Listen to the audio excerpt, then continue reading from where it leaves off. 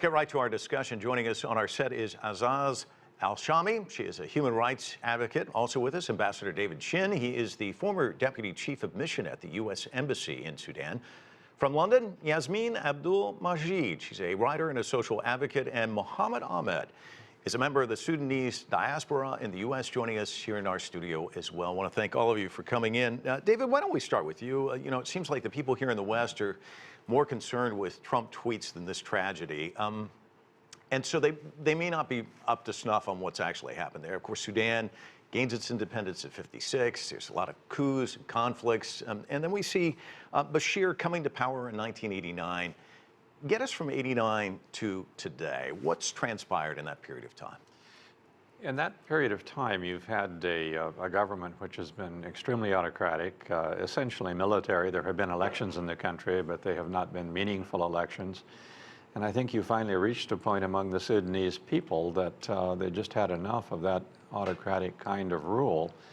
And it was actually a movement that deposed him. And in that sense, it's a little different than what you've seen in past removals of leaders in Sudan. And I was actually living in Khartoum during the last one in 1985 when Nimeri was removed. And there was an element of popular outrage against what was going on. But the situation this time around is different. I mean, it truly is a movement of women, youth.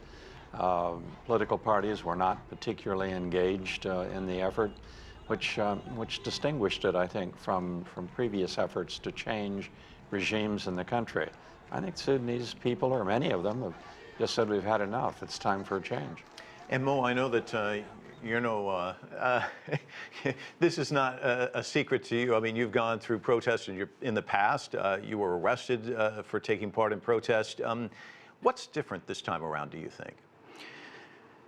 I think the momentum this time it's the main driver, and like Ambassador Dave said, people have had enough. And like previously, we've seen this kind of hard-line kind of military-style governance in Sudan for so long, and that comes at economic costs. It comes at poverty. It comes to just switch the resources, and then people have just had enough. And this is what I would call classic social movement organization. I mean, given its all triggers and what led to it. So this is a whole different one. It's mainly led by, let me say, hats down to all the professional Sudanese women who led this from the beginning, and men and youth as well.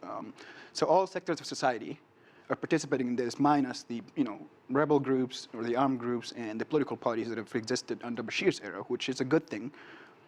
Once the protests started peacefully, that's the main driver of like the success of any social movement organization. Is just the military response was just not the right thing to do, but all signs were there, and Bashir was. It's just a matter of time before he gets deposed. And I literally wrote a blog post in 2014 saying under what conditions Bashir will go down and who would take him down. And what did you posit at that time, and were you right? I paused it. I was like, this rapid economic decline coupled with rampant corruption, coupled with just ongoing stretch in terms of military and resources, it's just a matter of time before there's going to be a social reaction. And when that social reaction comes, I said by 2019, Bashir will go, and my bet was still there. Wow. Azaz, what's interesting is the head of the paramilitary rapid support forces is claiming that they were trying to keep things calm, and then snipers infiltrated the protesters. They shot. That sparked the violence. I see a smile. You're not buying that, or do you buy it? Of course. I would never buy anything the TMC says or the Janjaweed rebranded as RSF say, because since when they care about the safety and the well-being of the citizen? That was never part of their mandate. It was never part of their psyche. That's not what they do. Sometimes they put up these lies because it's coming out of a state actor. People need to recognize it.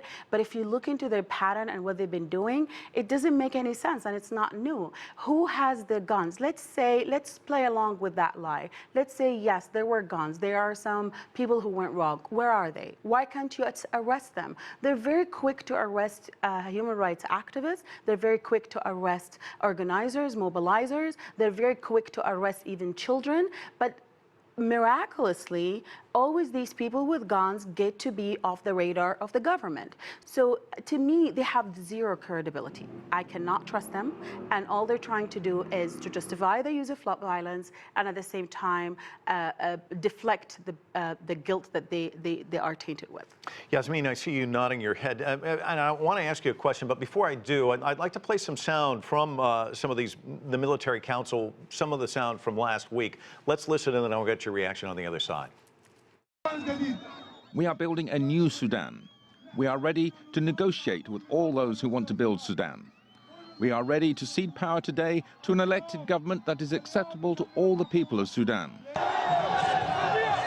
We are saying we want a civilian government, a government of competence, of independence. This is not political talk. This is true.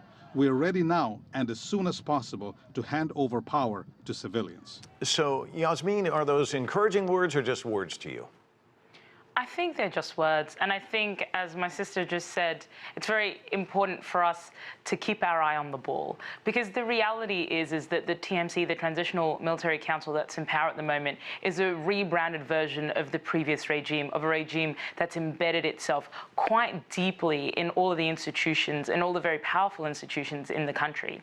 And so the fact that protesters have remained peaceful is actually one of the thorns in their side at the moment, because whenever they respond with force, it's quite obviously force that is too much. It is unreasonable force, because the protesters have been peaceful and remain peaceful since the very beginning. And so part of this is also a waiting game from the TMC's point of view, because they want to see how long can people protest for. And I think they didn't count on people and the momentum that was previously talked about. I don't think they counted on the momentum going on for as long as it has. And that is testament to the strength of the Sudanese people and the Sudanese protest, as well as testament to the fact that people feel like they have nothing left to lose. And so no words will be sufficient when people have nothing left to lose. People are genuinely looking for change and genuinely not wanting to repeat the mistakes of their neighbors. They don't want to be in Egypt. They don't want to be a Libya or a Syria. And so and that's also part of the chanting. That's also part of the fact that Sudanese people are not interested in listening to words. They're only interested in looking at the actions, and the actions don't match up at all with what the TMC is saying. And keeping that momentum going, there's this call for a nationwide day of civil disobedience on July 14th. We'll start with you, and maybe we can go around the block here. Do you think that's a good strategy? Are you concerned about the potential for more violence? I mean, there's certain outcomes that can come about because of this. What are your thoughts?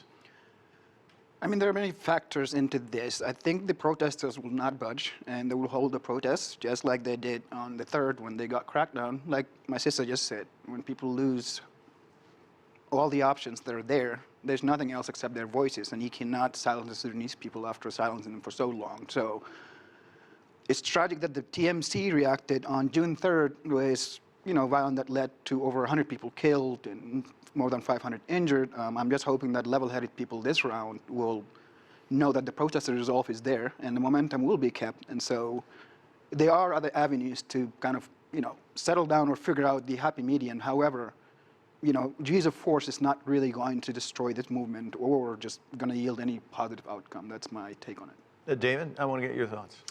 The key, I think, for the protesters is to keep the effort peaceful. And as long as it's peaceful, I think it will be okay. If the civil disobedience goes beyond a peaceful demonstration, then we're looking at a very different and a very bad outcome. And I think that would be a big mistake. If it's a question of boycotting something, that would be in the realm of being peaceful. If it's just continuing mass protests on the street, that can be peaceful.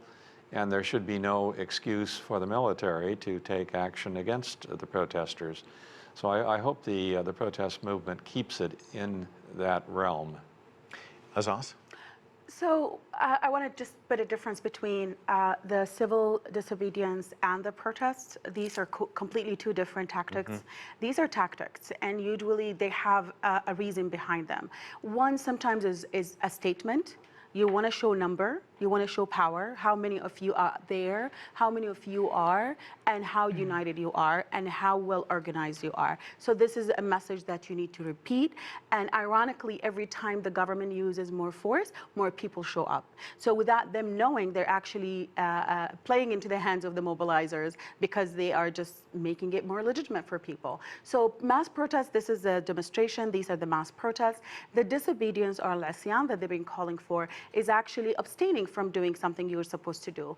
Generally speaking, it's been taken in Sudan that you don't go to work, you don't leave the house, but it has many ways to do that. You can like not pay the taxes for that day, not use any government facility, do not pay any fees. It serves two things. They need to tell the TMC that you did not break us, because what they did on June 3rd, it was not killing. We're used to them killing. But what they did, they're terrorized and traumatized the population. They wanted to coerce them into acceptance. And they need to stand up every time, because the minute you normalize that kind of violence, they will take it and run with it, especially during the negotiation. So, and the streets know that very well. The population knows that very well. The masses know that very well. So that's why they're going to keep flexing their muscle, if you will, to show that we're many and we are organized, because it's no joke to have almost 1 million people come out. And there were millions countrywide. So that's no joke. That takes a lot of coordination. Cut the internet, shut it down, do whatever you do, take the state media, we still won. And that's a very strong message. Yassmin, she makes a really good point, because one would think to mobilize this many people, you really need the internet to try and get everybody, and they don't. Talk to me about these different strategies that she's talking about and how much pressure that puts on the military. So I think it's testament to the power of the Sudanese people, and also the power of sort of grassroots activism and grassroots mobilizing that we've seen over the past month. So today's the 3rd of July. It marks a 1-month anniversary since the massacre on June 3rd. But what we've seen is even in that month, when for the majority of that month, people have not had access to internet, which for organizing, and even if you think about the Arab Spring and what happened in Egypt and Libya and Tunisia and so on, the internet was a huge part of a lot of that mobilizing. But people have had to go back to grassroots. So you've had individuals and groups organizing, going around neighborhoods, telling people personally, this is when the protests are going to be. There's been sort of like consciousness raising sessions essentially in neighborhoods where people have gotten together and activists have said, this is what's going on, this is what we're going to do for the next week or 2 weeks, this is how you can protect yourself in various ways. And I actually think it's been a wonderful, as scary as it is, it's been a wonderful time for the Sudanese people, because it's also been something that's brought them together to a common goal that's about a broader idea of Sudan and a vision of Sudan that they can believe in ways that I don't think we've seen in my lifetime, at least. And that is something that is scary for the TMC, the Transitional Military Council. And I think that is also why that's why on June the 3rd they responded with force, because as was previously mentioned, they wanted to break the spirit of the people.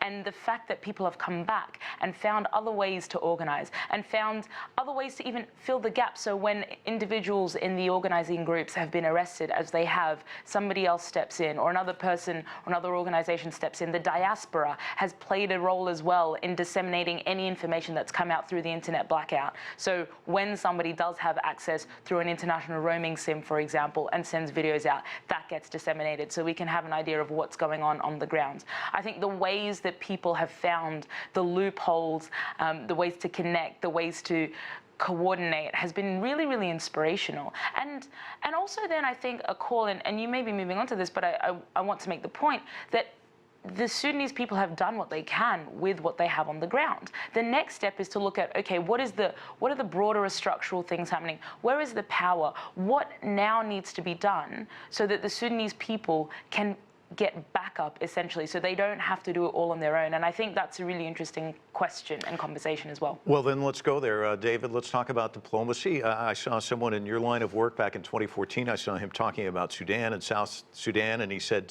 what we need is a high level of synergy between international partners to help bring about the type of change we need.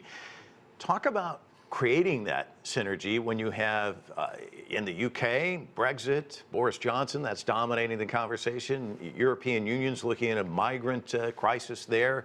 Here in the United States, you have a president, it's America's first. How do you get that synergy? How do you bring those players together? Let me start with the region, which is really most important. You do have today the African Union, the Ethiopians, who are trying to mediate the situation between the protest movement and the TMC. They're having some success, but they're not there yet. It's critical, in my view, that the international community more generally support this effort, because this is a tangible, ongoing effort to bring the two sides together, try to come up with some elements of compromise, and there may have to be some on both sides. There hasn't been that much effort by the rest of the international community to do much. The critical actors here, and I've just come back from the Gulf states, are the Gulf state players. They have been, for the most part, supporting the TMC. Egypt is a critical player. It also seems to be supporting the TMC. The United States and the European countries have been, I think, leaning very much on the side of the protest movement and have made some useful statements, but they haven't gone beyond that. There have been other countries that are very key to all of this, that have interests in Sudan, that have been particularly quiet, and China and Russia are among them. We haven't really heard much from them, and they should have an interest in all of this. So we're talking about a very broad international community, many of whom have been surprisingly quiet, and it's time for them to step up. China has this sort of policy, though, where they don't like to get involved in the internal affairs of other nations. What can they do, given that kind of mantra that they have? I think both China and Russia can be more supportive of this mediation effort by the African Union and Ethiopia. And traditionally, China has backed what the African Union has done in Africa and even beyond. So to me, it's not that difficult of a decision to make to support that effort. I see some nodding here, but both of you know that Saudi Arabia and the United Arab Emirates pouring billions into this military government, as he said. They'd like to prop it up, and money talks. So what are your concerns there? And I'd like to get your thoughts too as well, Mo. Sure. The issues in Sudan, they're not internal. It's a proxy. Now what Sudan is happening now, it's a splinter of a proxy war that is in Yemen. Because the TMC and the Janjaweed are giving the foot soldiers for the war in Yemen. And by that, because this is important to Saudi Arabia and UAE, who are waging this war, they decided to support the TMC, because they know any other democratic government might not look into that with accepting eye. Because this in itself, it's a dangerous game. This game is very dangerous. Having young child soldiers, people who are not necessarily even Sudanese, they are not properly trained, and taking them into a war, either one of two. Either you know that they're gonna die, and this is just like a sum-zero conflict, or you don't care what's gonna happen to them later. When this war ends, what are we going to do with these armed people who are not professionally trained, who half of them, as we've heard, are from spillover tribes between Sudan and Chad, and what are we gonna do with them? We have a sample of them now in Khartoum. They're like really wreaking havoc among the civilians. This is one of the issues. So the international players, even the EU, now the EU woke up and started to issue statements, but before they were already empowering al-Bashir. TMC is extension of al-Bashir. So when we see TMC, it is al-Bashir. They empower this whole system. They were pouring money through the Khartoum process to curb the immigration without looking into what that means on the long run when it comes to human rights violation, when it comes to empowering non-state actors like al-Janjaweed, who we end up with. So what they were doing is deferring the problem. TMC stands for military. I call it temporary. Temporary. Temporary military. Transitional, I meant to say. And Mo, I saw you nodding your head there. She talked about the rebranding Janjaweed. You lived in Darfur. You know what these people can do. Give us a sense. Well, I'm going to actually take another step back and follow up on Dave's point. The current regional efforts that are ongoing with respect to facilitating mediation between the TMC and the protest organizers, which the various actors were involved in it's a really nice move from the African Union to show that it can act as a regional body that can, adopt all the skills that it has to all the professional people who are working there, and figure out a best way out of this crisis in a peaceful manner, given the already deteriorating kind of situation in the country. And that would require also to be backed with the international community, like you said. And the U.S., let's give it credit when it's due. The U.S. is really right now trying to do its best in terms of just looking at the bigger picture and saying what's at stake here is high. That said, here's where I don't know, a lot of people would not agree with me, but you can't ignore all the other interests that are at stake, whether with respect to our involvement in Saudi Arabia, whether it's our relationship with the Egyptian people, whether it's our relationship with the Yemeni people. The last thing we want in that neighborhood is for things to just continue this agitation. So everybody can settle down. There's always a happy median. We don't have to make it a zero-sum game for all the actors. However, there's got to be a coordinated effort in order for all the information to flow in and everybody knows what is going on and why we need to prevent another crisis from Sudan. Excuse me. Because the last thing we want in that neighborhood is Sudan to go south. Considering we have momentum in Ethiopia, this is a good opportunity for Ethiopia to, come out of this long-term political crisis that the country suffered from. There's going to be more challenges in Ethiopia, but if Sudan goes south and you're going to have another ISIS in Sudan, that whole neighborhood would collapse. And so I think all the stakes got to be taken seriously. All the actors can be part of the conversation. And again, it doesn't have to be a zero-sum game at the expense of the Sudanese bloodshed. Yeah, Yassmin, I'm going to give you a final word on this. I want to get your thoughts. You mentioned Egypt earlier, or someone here did.